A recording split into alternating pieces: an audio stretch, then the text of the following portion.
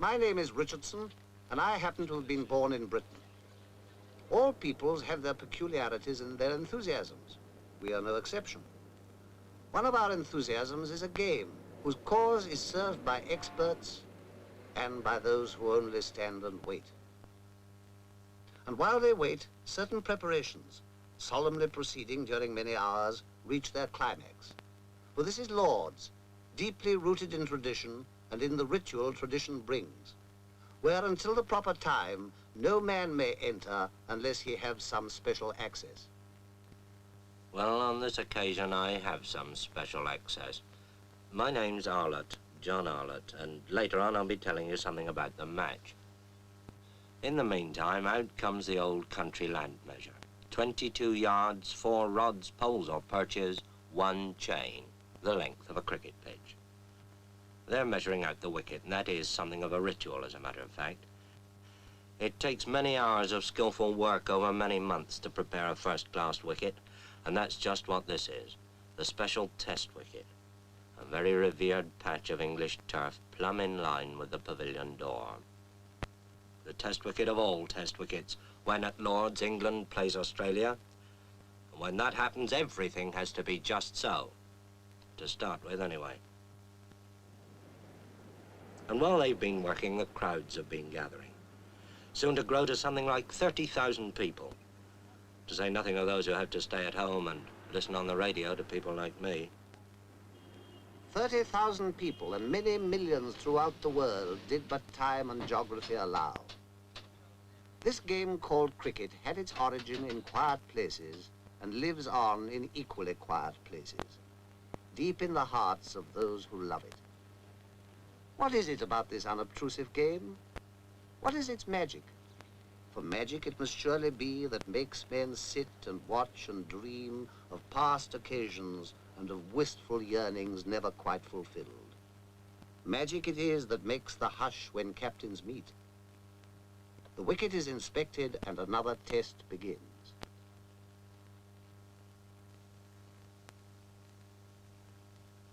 Don Bradman wins the toss for Australia, and Australia are going to bat. They're going to get first use of this good wicket. And here's the England side coming into the field. Yardley leading them, and here's Tom Dollery, Jim Laker, Dennis Compton, and Douglas Wright of Kent at the end. And then, out of the pavilion gate, come Australia's opening pair, Barnes and Morris, Morris in the cap. And Alec Bedser of Surrey begins the bowling from the nursery end. Fast medium right arm comes in, bowls to Barnes outside the off stump, and it bounces off Evans' pads. Bedser again. Bowls again to Barnes and again beats him outside the off stump. And the first over's a quiet one, a maiden. And Alec Coxon of Yorkshire bowls the second over from the pavilion end. Elbows well out, comes in, bowls to Morris. Morris forces him away on the onside, and the Australian innings is underway. The first run's up on the board. And so another historic test is underway, watched by the press of half the world, watched too by appraising eyes in the pavilion, eyes that have seen many a cricketer come and go. For here in the long room at Lord's, criticism is restrained, praise is brief, and only sunny days and history are long. Here are pictures that have captured in eternal attitudes the beginnings of the game, showing the essence of this thing called cricket, all thought and spirit concentrated on a square of green, a subtle battle between a slice of willow and a round of leather. Days of 2 stump wickets, when bats were curved and the scorer kept the tally with notches on a stick. Paintings of village greens in days when cockfighting was rife. Pictures of the high noon of Victorian peace, when cricket had become part of English education. And Lord's itself in 1837, then and today, the acknowledged home of cricket.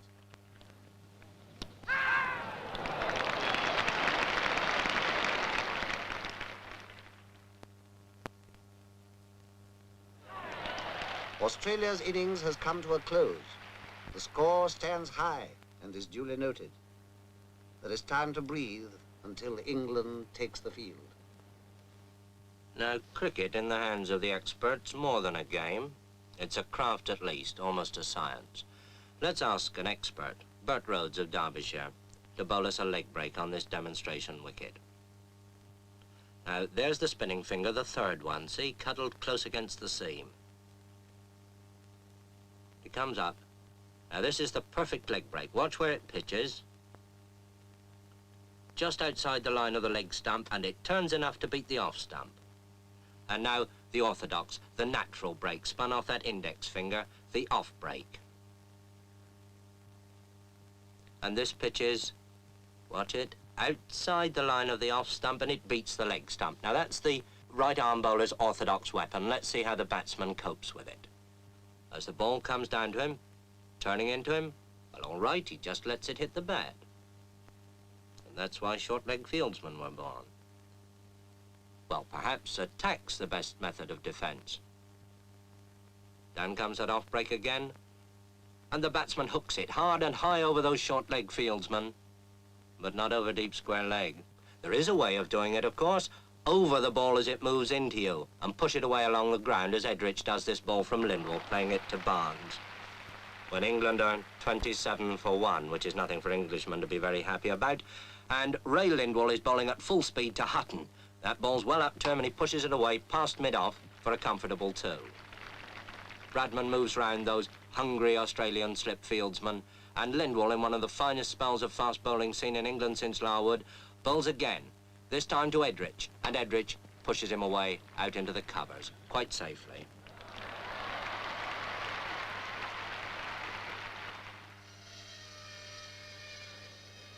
While experts battle, experts forge the weapons that they use. Good white willow with a wholesome heart, long seasoned, like the men who shape it. Skilled hands practicing a long-established craft. For wasn't John Small, the cobbler, making cricket balls at Hambledon 200 years ago? Since then, the craft has grown. And yet, there still remains the steadiness of eye and hand that sews the seams. Seams that in the bowler's hands will give the hidden feel for breaks and twists.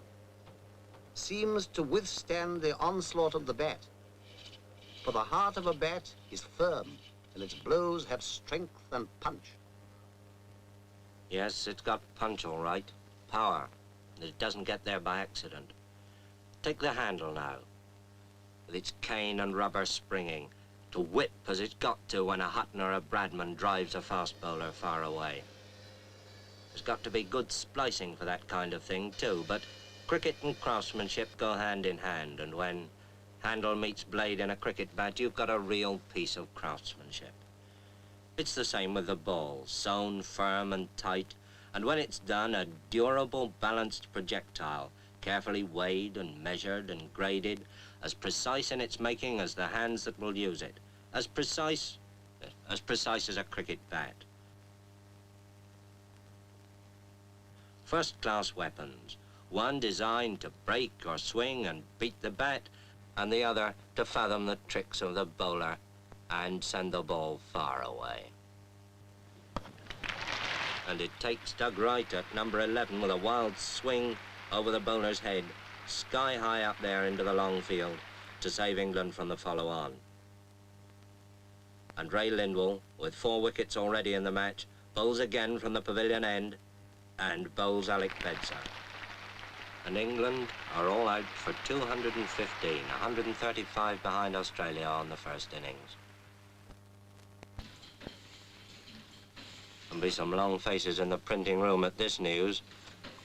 There's quite an organisation down there. They keep abreast with the play, recording the fall of each wicket and the scores, so that late arrivals can pick up the score in detail straight away as they come in. With Australia 135 in front, they'll probably think that's a pretty sad threepennyworth. But now Australia have started their second innings. Bedser bowls to Barnes, his in-swinger, and Barnes puts it away, down to long leg. Round comes Hutton, fielding at long leg, and there's that quick low throw to Godfrey Evans. And now Wright bowls to Morris, and he's out.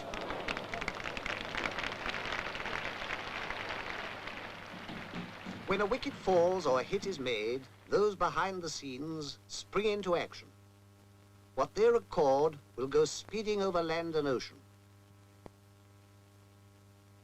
When a batsman strikes, The whole world outside will want to know the score. And when they know it, they'll cast an envious thought to those who sat at Lord's and watched. And there goes Barnes, magnificently caught by Washbrook at long on for 141. And Australia are now 431 in front. And now here comes Lindsay Hassett, the vice-captain, to face up to Norman Yardley. I suppose waiting for the earlier batsman. He's had his pads on for best part of 4 hours. Well, he needn't keep them on any longer.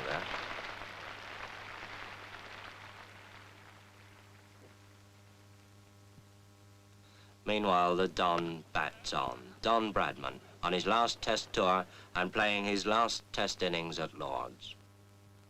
Don Bradman, the pride of Australia and the despair of England. But whichever side one favours, who can but acclaim a master?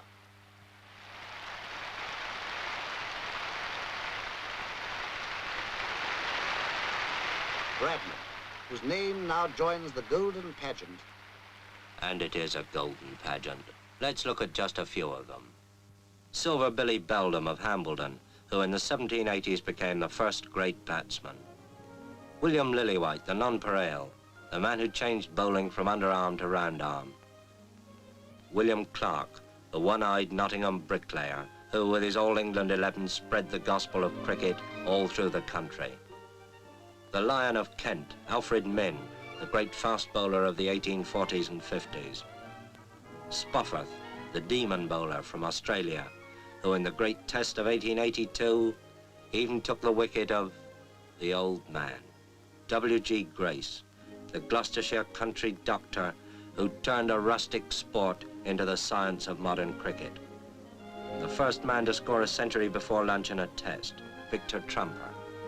Ranji, and the bowler who suspended the laws of timing, Maurice Tate. Clary Grimmett, the most accurate of all leg break bowlers. A problem even for England's great opening pair, Jack Hobbs of Surrey and his imperturbable Yorkshire partner, Herbert Sutcliffe. Jack Hobbs, the modern master, who, in the 1930s, resigned his supremacy to a young man from Bowral, Donald George Bradman. A pageant of 170 years of cricketers on whom the sun always shines. In retrospect, anyway. But cricket casts its own peculiar glow, and in the years to come, this day too of rain and cloud will be sunlit in the memory. Will rain stop play? Anxious eyes survey the wicket. Willing hands turn to. But fate is kind and the battle is renewed. All through a cloudy afternoon they struggle on. The English batsman extra careful, heavily conscious of each wicket as it falls. England want 596 to win and Hutton's out for 13, and England 42 for 1 wicket. And now Toshak bowls to Edrich. Ian Johnson catches him at first slip. Edrich is out. England 52 for 2 wickets and in trouble. That'll hurry him and depress him in the printing room. Well, with 2 wickets gone for 52, England are in a lot of trouble. Indeed, almost everything depends on the man who now comes out of the pavilion. Dennis Compton. And with Hutton gone, England's last real hope. So they fight on, a battle of muscle, sinew, and eye. For this is cricket at its finest, calling forth a quality deep in men, the calmness of a Compton on a sticky wicket when the world is watching, steadiness of nerve and quick agility. To be a Hobbs, a Sutcliffe, a Bradman, or a Compton. The heroes change with the years, but the dream to be a cricketer lives on in every generation. And the heroes pass on their knowledge. For cricket is a part of the very substance of a country's education. But the game knows no class, and indeed no frontier. In the West Indies, Australia, New Zealand, India, under the shadow of Table Mountain, developing the same qualities in men, regardless of background, color, or creed. England, 106 for 3, want an impossible 490 to win. Impossible? Well, Compton's still there. And here's Big Bill Johnson with that bucking, bridling run coming in to bowl to him. And Compton's out. England's last hope of the impossible. And now, Toshack bowls to Coxon. Toshack thinks he's out. Umpire thinks he's out. Coxon thinks it's a shame. Now it's all over, bar shouting. The day wears on. Another game is lost and won. Well, perhaps not quite. Defeat has come to England, and to Australia, victory. Australia takes the Ashes. But victory is the least that men play cricket for. They play it for a host of reasons, ill-defined and hard to seek. On school ground, on city street, on village green, they play on. For the urge wells deep from quiet places, in men and in the land they spring from.